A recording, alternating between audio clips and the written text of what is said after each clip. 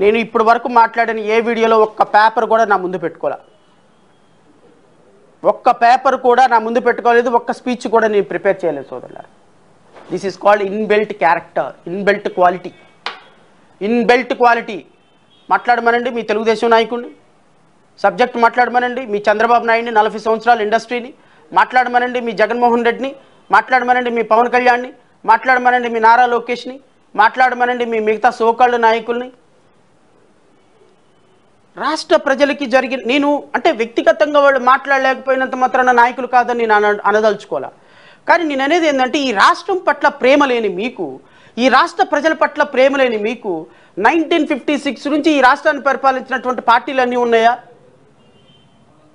ఎవరెవరైతే ఈ రాష్ట్రంలో ఎందుకు మీరు వైఎస్ఆర్పీని తిడతారు, తెలుగుదేశాన్ని తిడతారు, జనసేనని తిడతారు? తిట్టగా ఏం చేయాలండి? ఈరోజు 2024 సంవత్సరం వరకు కూడా ఎవరైనా పంట పండించినటువంటి పంటకి కనీసం గిట్టుబాటు ధర లేక ఒకరోజేమో ₹10 కేజీ టమాటా అమ్ముతున్నారు, ఒకరోజేమో ₹150 టమాటా అమ్ముతున్నారు. మొత్తం బ్లాక్ మార్కెట్లోకి వెళ్ళిపోతుంది. రైతు దగ్గర నుంచి కొనేదేమో ₹2, కస్టమర్కి అమ్మేదేమో ₹25. మొత్తం ₹23 ఎక్కడికి వెళ్తుందండి? పంట పండించినటువంటి, కంది పండించినటువంటి రైతుకి, పత్తి పండించినటువంటి రైతుకి, మిర్చి పండించినటువంటి రైతుకి, వడ్లు పండించినటువంటి రైతుకి ఏమో కడుపు నిండా తినటానికి అన్నం లేదు.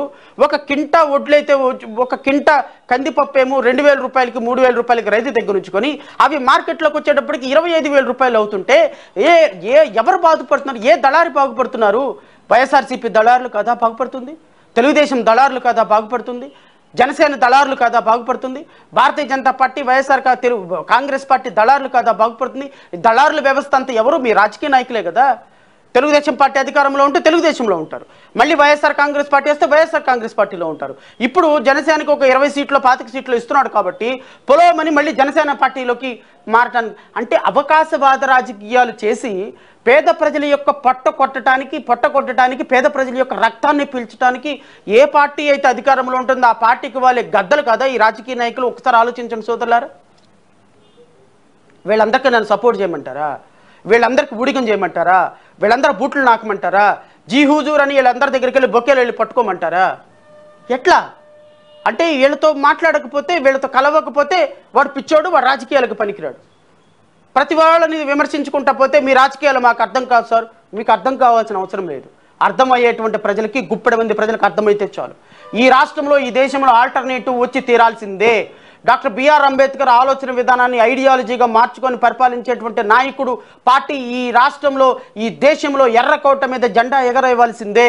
భారతీయ జనతా పార్టీయో, కాంగ్రెస్ పార్టీయో ఈ సామాజికంగా వెనుకబెడతానానికి గురైపోయినటువంటి వ్యక్తుల్ని హక్కును చేర్చుకునే లేవు. ఈ రాష్ట్రంలో నిజమైన ప్రజాస్వామ్యం, సెక్యులరిజం రావాలి అంటే ఈ పార్టీలు అంతరించిపోవాల్సిందే. భారతీయ జనతా పార్టీ నేషనల్ పార్టీగా, మతాన్ని ప్రచారం చేసే పార్టీగా ఈ దేశాన్ని పరిపాలించే అర్హత లేదు. భారతీయ జనతా పార్టీ భావజాలాన్ని మోసేటువంటి ఇక్కడ ఉన్నటువంటి జనసేనకి, తెలుగుదేశం పార్టీకి, వైఎస్ఆర్ కాంగ్రెస్ పార్టీకి పరిపాలించే అర్హత లేదు. ఎందుకు లేదు అంటే, మీరు ఇన్ని సంవత్సరాలు పరిపాలించినా ఇంకా పండించిన పంటకి రైతుకి గిట్టుబాటు ధర లేదు సోదరులారా. ఈరోజు ఏ రైతు దగ్గరకన్నా లేని అడగండి. మరి ఈ 76 సంవత్సరాల స్వతంత్ర భారతావనిలో 1956 తర్వాత ఆంధ్రప్రదేశ్ రాష్ట్రం పుట్టిన తర్వాత 2006లో స్వామినాథన్ కమిటీ చేస్తే, స్వామినాథన్ కమిటీ పండించిన పంటకి గిట్టుబాటు ధర 1.5% ఇవ్వాలి అని చెబితే ఎందుకు implement చేయలేదయ్యా Congress party, Bharatiya Janata party? ఎందుకు అడగటం లేదయ్యా తెలుగుదేశం పార్టీ, వైఎస్ఆర్ కాంగ్రెస్ పార్టీ? ఈ రోజు వరకు స్వామినాథన్ కమిటీ రిపోర్ట్ అమలుపరచకుండా, ఈరోజు పండించిన పంటకు గిట్టుబాటు ధర లేకుండా పల్లెల్లో ఉన్నటువంటి రైతులు తమ పంటని చూసుకొని కన్నీళ్లు పెట్టుకొని తడిచిన వడ్లు కొనటానికి, ఎండిపోయిన పత్తిని కొనటానికి, ఎండిపోయిన మిర్చిని కొనటానికి, పాలిపోయిన పత్తిని కొనటానికి ఈరోజు రాష్ట్రంలో కనీసం రైతుల గోడు పండించుకునే నాదుడు లేనప్పుడు ఎందుకు మీకు ఓటేయాలని ప్రజలు అడగరా? ఎందుకు ఓటేయాలని నేను అడగాల్సిన బాధ్యత మీకు లేదా? అంటే 2014 నుంచి 14 సంవత్సరాలు ముఖ్యమంత్రిగా పనిచేసిన చంద్రబాబు నాయుడు హయాంలో భారతదేశంలో రైతుల ఆత్మహత్యల్లో అత్యున్నత స్థానంలో తీసుకుని వెళ్ళి కూర్చోబెట్టినటువంటి మీ ముఖ్యమంత్రి పెద్ద విజనరీ లీడరా? మీ మాజీ ముఖ్యమంత్రి 2019 నుంచి 2024 పరిపాలించినటువంటి జగన్మోహన్ రెడ్డి ఈ రాష్ట్రంలో దళిత బిడ్డలు, దళిత రైతులు, లేకపోతే స్థిరీకరణ ఫండ్ 5,000 కోట్ల రూపాయలు ఏర్పాటు చేస్తారని రైతులందరినీ నట్టేట ముంచినటువంటి మీ ముఖ్యమంత్రి పెద్ద విజనరీ లీడరా? మీ అందరికీ మళ్ళీ మేము ఓట్లేసి రాష్ట్ర ప్రజలు ఇవ్వాలా? రైతుల గురించి సమాధానం చెప్పండి సార్. నేను వస్తాను, 1 by 1 వస్తాను. రైతుల గురించి మాట్లాడటానికి సమాధానం చెప్పండి.